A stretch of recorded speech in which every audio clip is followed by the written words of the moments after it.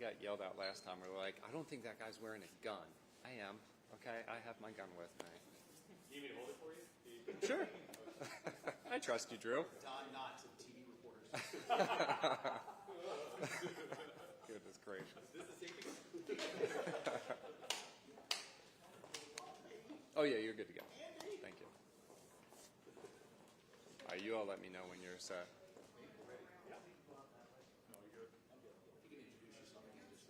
Yep. Major James Curry, commander of our Fairfax County Police Department's Criminal Investigations Division. So we're coming to you today, share a series of burglaries in the Centreville area off of Paddington Lane, where there are 4 cases, 3 burglaries, 1 suspicious event, that we all believe are connected at this point in time.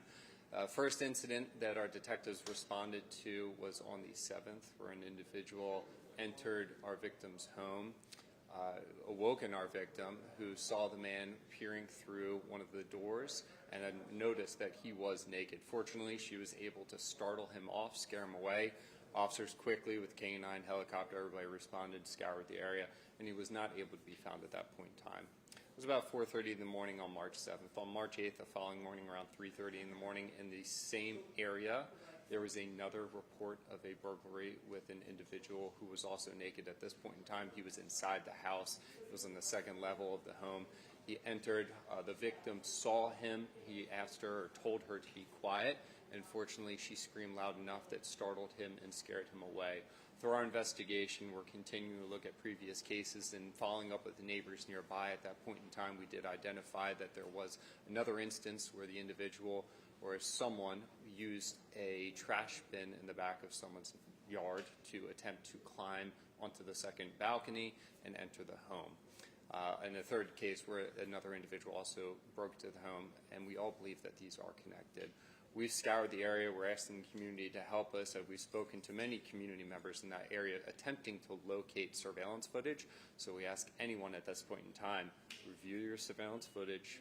Call us if you see suspicious activity. The times have been from about 3:30 in the morning to 6 o'clock in the morning. They're consistent 4 days in a row, and we're putting a lot of resources to ensure that there is not a 5th incident here. We know that this is a very active community. People getting up early in the morning may recognize or see something suspicious, someone walking in between homes, and we want to make sure that you all have the information to give us a call if you see suspicious activity, so we can assume the investigation. And again, Connect Fairfax County is a great resource and ability that we continue to preach and talk about. It's just bringing our canvases into 2026. It gives us the ability to reach out directly to the communities that are impacted and let you know that there is a crime in your neighborhood. It doesn't give us any access to your surveillance footage. It simply lets us know that you have a surveillance camera present. Oftentimes when we do these canvases, we find homes that have cameras, but no one's there. With our ability to communicate through Connect Fairfax County, we can simply send you a message when you have the opportunity to review your camera footage. You can send us information that really could be critical to this case, because right now we have a very limited description, 5'8" or 5'10" to 5'9" to 5'10", black male, light complexion, and a average build. But without that surveillance footage, we're doing our best on our end to ensure that we have the resources in place to find this individual before the act is committed. So I know you have questions. I'll certainly field anything that you have. I'm pretty sure he lives in the neighborhood, and if you only found out on this after the 7th that there had been incidents on the 5th and 6th, what was that all about? People didn't think to call it in? Yeah. So the suspicious event was reported, isolated in itself, strange, but not criminal in nature, where it appeared that someone was using a trash bin to climb up onto a balcony. There was no attempt or no apparent attempt to enter the home at that point in time. At most, at that point, suspicious event, maybe trespassing in the backyard. And now when we start looking at the bigger picture of these other incidents, then we can establish that there is a pattern connected between these two. And the first incident was not reported to law enforcement. So it's fairly common in these cases, where any case really where you start casting the net, reaching out to more individuals. There's more incidents that we do find that maybe are related to it. So if there are people who see this and say, you know what, I did have a strange encounter with someone, maybe make a phone call over to us, because that individual may have a very good description that we're missing right now that would be beneficial to our investigation.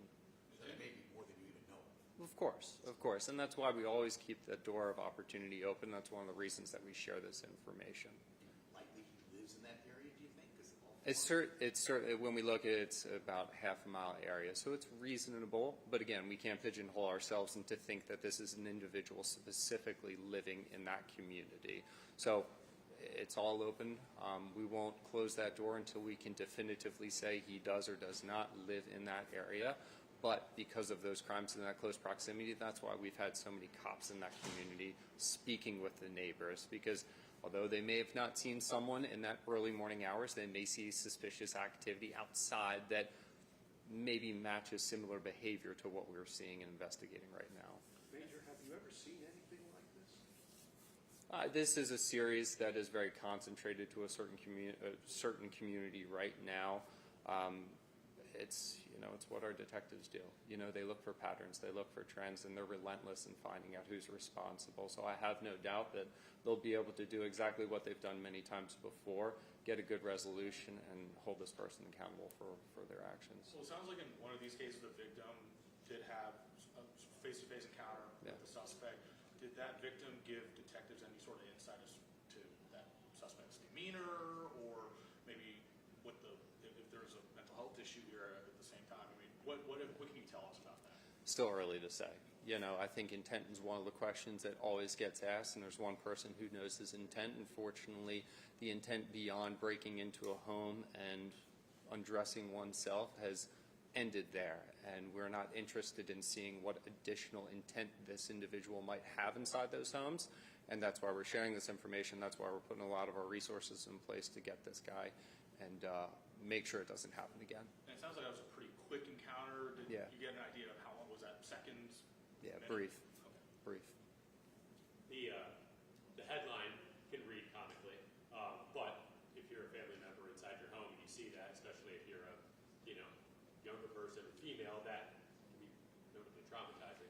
What have you heard from these victims about what that experience was like? What are they telling detectives? I think across the board, anytime that our detectives investigate a burglary where no one is home, they speak how traumatizing that experience is. And now you're talking about a situation where your family is home, victims are home. I can only imagine. And we're very fortunate here in the department to have our Victim Services Division that works very closely with victims just like these that are impacted. And certainly frightening probably does not do it justice for what these victims went through and experienced. And that's why we have our victim service advocates to help them through this process right now, and certainly forward when we get to that point when we're in court as well.